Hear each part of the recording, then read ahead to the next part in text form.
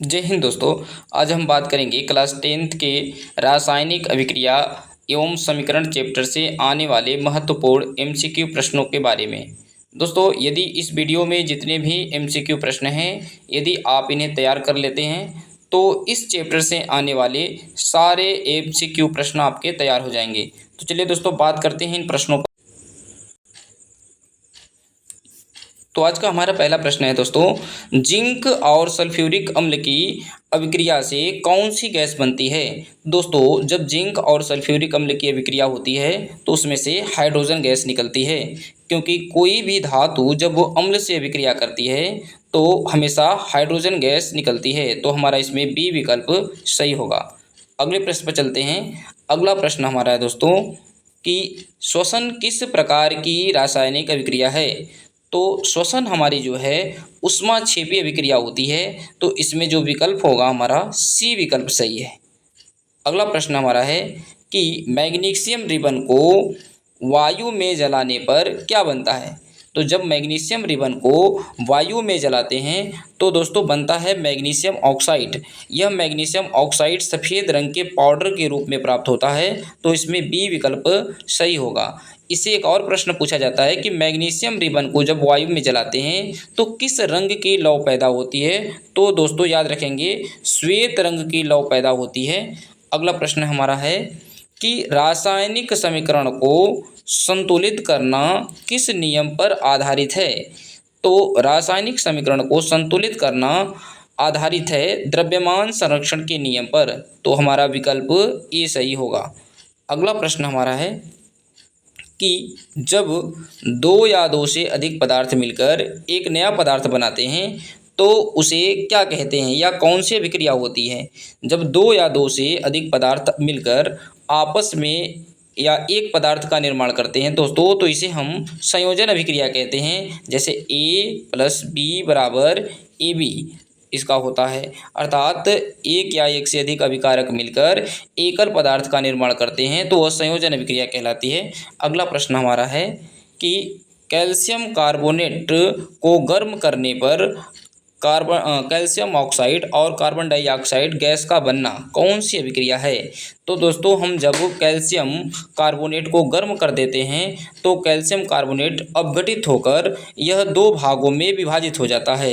एक बनता है कैल्शियम ऑक्साइड और कार्बन डाइऑक्साइड। तो ये हमारा वियोजन अभिक्रिया होगा और उष्मीय वियोजन का उदाहरण होगा। अगला प्रश्न हमारा है कि दीवारों पर सफ़ेदी करने के लिए किस पदार्थ के विलयन का उपयोग किया जाता है। तो दीवारों को सफ़ेद करने के लिए दोस्तों कैल्शियम ऑक्साइड, कैल्शियम हाइड्रोक्साइड का इस्तेमाल किया जाता है। तो हमारा बी विकल्प इसमें सही होगा।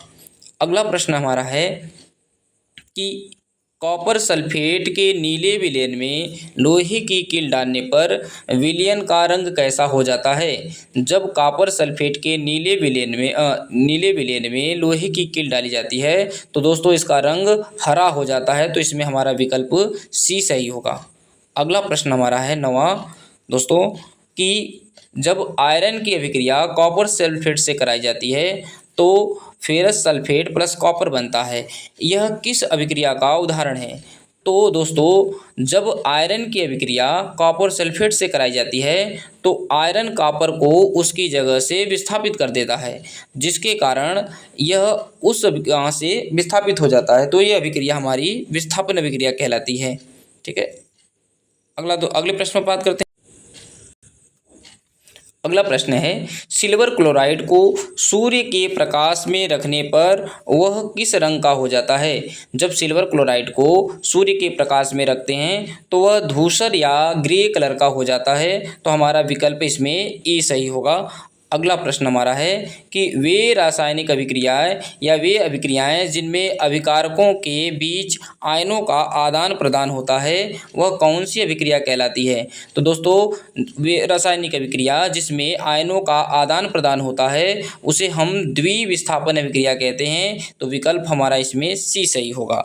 अगला प्रश्न है, किसी रासायनिक अभिक्रिया में ऑक्सीजन का जुड़ना क्या कहलाता है। जब किसी रासायनिक अभिक्रिया में ऑक्सीजन जुड़ता है तो उसे उपचयन अभिक्रिया या ऑक्सीडेशन अभिक्रिया कहते हैं। तो बी विकल्प हमारा इसमें सही होगा। अगला प्रश्न है चिप्स की थैली में ऑक्सीकरण को रोकने के लिए कौन सी गैस का इस्तेमाल किया जाता है? तो दोस्तों चिप्स की थैली में ऑक्सीकरण प्रक्रिया को रोकने के लिए नाइट्रोजन गैस का इस्तेमाल किया जाता है। इस वजह से हमारा इसमें विकल्प सी सही होगा। अगला प्रश्न हमारा है, लोहे पर जंग लगना किस प्रकार का की अभिक्रिया का उदाहरण है? तो लोहे पर जंग लगना यह संक्षारण का उदाहरण है, अर्थात विकल्प बी सही होगा इसमें। अगला प्रश्न है, वसा युक्त खाद्य पदार्थों को हवा के संपर्क में रखने पर या वसा युक्त खाद्य पदार्थ हवा के संपर्क में आने पर खराब हो जाती हैं, तो ये क्या कहलाती हैं? तो वसा युक्त या तेल युक्त जो खाद्य पदार्थ होते हैं, इन्हें लंबे समय तक खुला छोड़ देने पर इनके स्वाद और गंध में परिवर्तन हो जाता है। इस क्रिया को विकृत गंधिता कहते हैं। तो हमारा विकल्प इसमें सी सही होगा।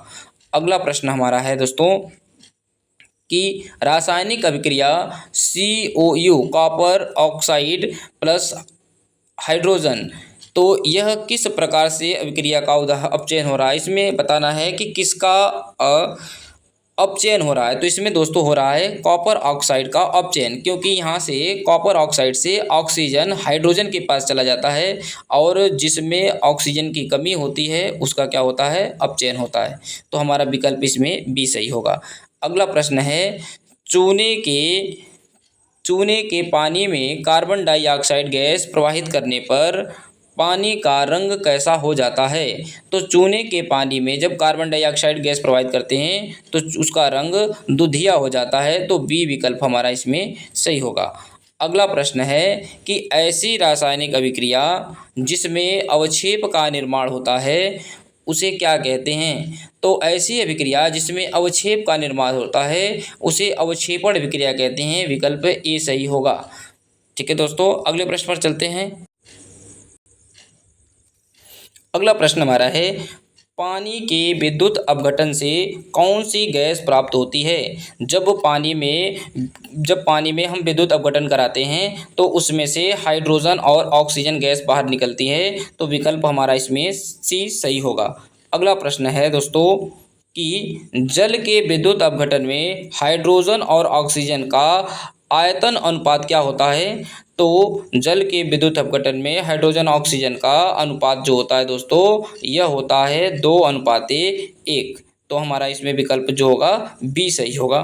अगला प्रश्न हमारा है दोस्तों कि बिना बुझे हुए चूना या क्विक लाइम का रासायनिक सूत्र क्या होता है? तो बिना बुझे हुए चूने या क्विक लाइम का जो सूत्र होता है दोस्तों, वो होता है हमारा सी विकल्प सही है, कैल्शियम ऑक्साइड। हमारा इसमें कैल्शियम ऑक्साइड सही होगा। अगला प्रश्न हमारा दोस्तों है कि बुझे हुए चूने का रासायनिक सूत्र क्या है? तो दोस्तों अभी हमने देखा कि बुझे हुए चूने का जो रासायनिक सूत्र होगा इसमें कैल्शियम ऑक्साइड होता है। अगला प्रश्न, संगमरमर का रासायनिक सूत्र क्या होता है दोस्तों? तो संगमरमर का रासायनिक सूत्र होता है हमारा CaCO3। विकल्प सी हमारा इसमें सही होगा। अगला प्रश्न हमारा है कि रासायनिक समीकरण में तीर का सिरा किस ओर संकेत करता है? रासायनिक अभिक्रिया में तीर का जो सिरा होता है दोस्तों, वह उत्पाद की ओर होता है। तो इसमें बी विकल्प हमारा सही होगा। अगला प्रश्न है दोस्तों कि रासायनिक अभिक्रिया में भाग लेने वाले पदार्थों को क्या कहा जाता है? तो रासायनिक अभिक्रिया में भाग लेने वाले पदार्थों को अभिकारक कहा जाता है दोस्तों। तीर के पीछे जितने भी पदार्थ होते हैं उन्हें अभिकारक कहा जाता है और तीर के सिरे की ओर आगे की ओर जो होते हैं उन्हें उत्पाद या सह उत्पाद कहा जाता है। तो अगला प्रश्न हमारा है दोस्तों कि रासायनिक अभिक्रिया के फलस्वरूप बनने वाले नए पदार्थों को क्या कहते हैं? तो रासायनिक अभिक्रिया के फलस्वरूप बनने वाले पदार्थों को उत्पाद कहा जाता है दोस्तों। तो हमारा इसमें बी विकल्प सही होगा। अगला प्रश्न है दोस्तों कि प्राकृतिक गैस मेथेन का दहन किस प्रकार की अभिक्रिया है? तो प्राकृतिक गैस मेथेन का दहन जो होता है दोस्तों ऊष्माक्षेपी अभिक्रिया है। मेथेन का सूत्र होता है दोस्तों CH4। तो हम याद रखेंगे बी विकल्प इसमें सही है। अगला प्रश्न हमारा है, लेड नाइट्रेट को गर्म करने पर कौन से रंग का धुआं निकलता है? तो लेड नाइट्रेट को जब गर्म करते हैं तो दोस्तों इसमें से भूरे रंग का धुआं निकलता है, अर्थात इसमें बी विकल्प सही होगा।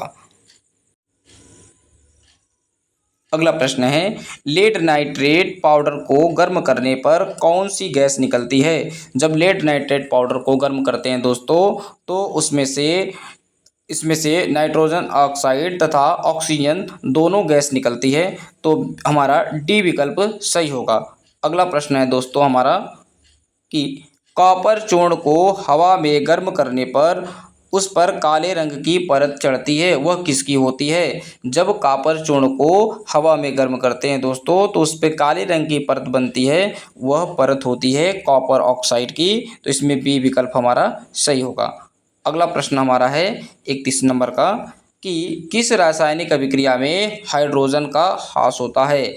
तो उपचयन अभिक्रिया में हाइड्रोजन गैस का ह्रास होता है और ऑक्सीजन गैस की वृद्धि होती है। तो इसमें जो होगा हमारा बी विकल्प सही होगा। अगला प्रश्न है दोस्तों हमारा कि उपचयन अपचयन अभिक्रिया को और अन्य किस नाम से जाना जाता है? तो दोस्तों उपचयन अपचयन अभिक्रिया को हम रेडॉक्स अभिक्रिया कहते हैं, इसलिए विकल्प हमारा ए सही होगा। अगला प्रश्न है, तांबे के ऊपर हरे रंग की परत चढ़ना, तांबे के ऊपर हरी रंग का परत चढ़ना किसका उदाहरण है? तो दोस्तों तांबे के ऊपर जो हरे रंग की परत होती है, यह होता है संक्षारण के कारण। तो इसमें बी विकल्प सही है। दोस्तों याद रखेंगे कि जब कॉपर ऑक्साइड की परत चढ़ती है, तो कॉपर ऑक्साइड की जो परत होती है वो हरे रंग की होती है, सिल्वर ऑक्साइड की जो परत होती है वो काले रंग की होती है, और आयरन ऑक्साइड की जो परत होती है दोस्तों वह भूरे रंग की होती है। तो यहाँ से भी प्रश्न पूछे जाते हैं, तो इसे याद रखेंगे। अगला प्रश्न है दोस्तों हमारा कि चांदी के बर्तन या गहनों का हवा में काला पड़ जाना क्या कहलाता है? तो यह कहलाता है दोस्तों, इसका होता है, यह ऑक्सीजन से अभिक्रिया कर लेती है। तो दोस्तों इसको संक्षारण नहीं कह सकते, तो हमारा इसमें जो विकल्प होगा उपचयन कहलाएगा इसमें, क्योंकि वह ऑक्सीजन से अभिक्रिया कर लेती है। तो इसमें संक्षारण भी विकल्प सही हो सकता है हमारा। अगला है रासायनिक समीकरण। रासायनिक समीकरण में पदार्थ की जलीय अवस्था को किस संकेत द्वारा प्रदर्शित करते हैं? जब किसी रासायनिक अभिक्रिया में हमें जलीय विलयन को प्रदर्शित करना होता है, तो उसका संकेत क्या होता है? तो जलीय विलयन को हम AQ के द्वारा प्रदर्शित करते हैं। तो इसमें हमारा डी विकल्प सही होगा दोस्तों। तो डी विकल्प इसमें सही है। अगला, रासायनिक समीकरण में गैस के निकलने को किस चिन्ह द्वारा प्रदर्शित करते हैं? यदि किसी रासायनिक अभिक्रिया में गैस निकल रही हो, तो गैस को हम ऊपर की ओर तीर बनाकर ऐसे सिंबल की तरह से उसे प्रदर्शित करते हैं। तो हमारा इसमें सी विकल्प सही होगा, ऊपर तीर। ठीक है। अगला प्रश्न है हमारा दोस्तों, रासायनिक समीकरण में अवक्षेप को किस प्रकार से प्रदर्शित किया जाता है या चिन्हित किया जाता है? तो यदि रासायनिक अभिक्रिया में कोई अवक्षेप बनता है, तो नीचे की ओर तीर करके उसे बनाया जाता है या उसे प्रदर्शित किया जाता है। तो हमारा विकल्प जो होगा बी सही होगा। अगला प्रश्न हमारा है, ग्लूकोज का रासायनिक सूत्र क्या है? तो ग्लूकोज का रासायनिक सूत्र होता है दोस्तों C6H12O6। तो बी विकल्प हमारा इसमें सही है। अगला प्रश्न है दोस्तों हमारा, अगला प्रश्न है, निम्नलिखित में से कौन सा एक भौतिक परिवर्तन है? निम्नलिखित में से कौन सा एक भौतिक परिवर्तन है, रासायनिक परिवर्तन नहीं है? तो दूध से दही बनना जो है, ये दूध से दही बनना जो दोस्तों है, ये रासायनिक परिवर्तन है। मोम का पिघलना, लोहे पर जंग लगना और भोजन का पचना, ये तीनों हमारे रासायनिक परिवर्तन है, जबकि मोम का पिघलना ये भौतिक परिवर्तन है। तो इसमें बी विकल्प हमारा सही होगा। अगला प्रश्न है, प्रकाश संश्लेषण या प्रकाश रासायनिक अभिक्रिया का उदाहरण है। प्रकाश रासायनिक अभिक्रिया का जो उदाहरण है दोस्तों हमारा, वो प्रकाश संश्लेषण होता है, अर्थात इसमें बी विकल्प सही होगा। अगला प्रश्न हमारा है दोस्तों, काली चूने पर जल डालने पर तीव्र आवाज़ के साथ ऊष्मा उत्पन्न होती है, यह कौन सी अभिक्रिया कहलाती है? तो यह होगी ऊष्मा क्षेपी अभिक्रिया दोस्तों। तो इसमें बी विकल्प सही है। अगला प्रश्न है, फेरस सल्फेट के क्रिस्टल का रंग कैसा होता है? तो फेरस सल्फेट के क्रिस्टल का रंग दोस्तों हरा होता है, इसमें बी विकल्प सही है। अगला प्रश्न है, फेरस सल्फेट को गर्म करने पर सल्फर के साथ कौन सी गैस फेरस सल्फेट को गर्म करने पर सल्फर के कि कौन से ऑक्साइड बनते हैं? तो इसमें सल्फर डाइऑक्साइड और सल्फर ट्राइऑक्साइड ये दोनों बनते हैं, तो इसमें सी विकल्प सही होगा। अगला प्रश्न हमारा दोस्तों है, सिल्वर ब्रोमाइड का उपयोग किस कार्य में किया जाता है? तो सिल्वर ब्रोमाइड का उपयोग दोस्तों श्वेत श्याम फोटोग्राफी या ब्लैक एंड वाइट फोटोग्राफी में किया जाता है, तो इसमें बी विकल्प हमारा सही होगा दोस्तों। अगला प्रश्न हमारा है, निम्नलिखित में से कौन सी धातु सबसे अधिक क्रियाशील है? तो सक्रियता श्रेणी के जब हम सारणी में देखते हैं दोस्तों, तो पोटेशियम सबसे ऊपर आता है, इस वजह से सी विकल्प हमारा सही होगा। पोटेशियम सक्रियता श्रेणी में सबसे क्रियाशील धातु है। अगला प्रश्न हमारा है दोस्तों कि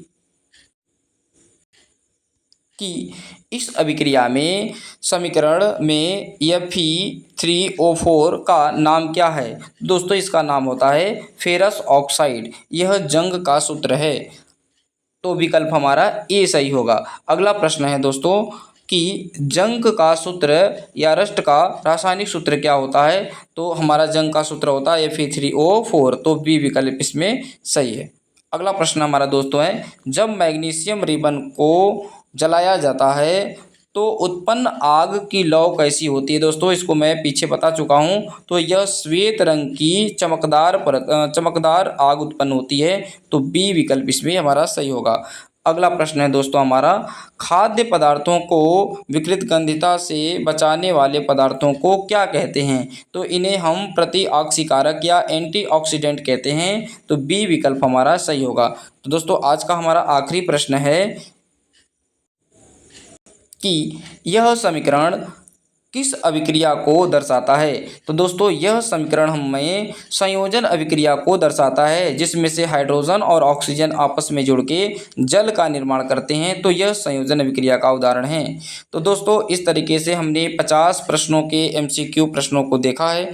दोस्तों यदि आपको किसी भी चैप्टर से या 9th क्लास से लेकर 12th क्लास तक के किसी भी चैप्टर से MCQ प्रश्न चाहिए, तो आप वीडियो में कमेंट कर दीजिए, हम उस चैप्टर के वीडियो को बना देंगे। धन्यवाद दोस्तों, चैनल को सब्सक्राइब करिए, लाइक करिए। धन्यवाद।